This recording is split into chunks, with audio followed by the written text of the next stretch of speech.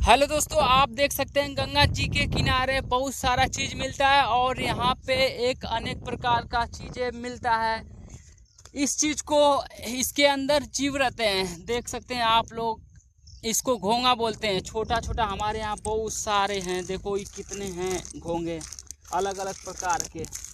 आप देख सकते हैं बहुत सारे घोंगे हैं और इसके अंदर जीव होते हैं, लेकिन इस टाइम ये जीव मर गए हैं।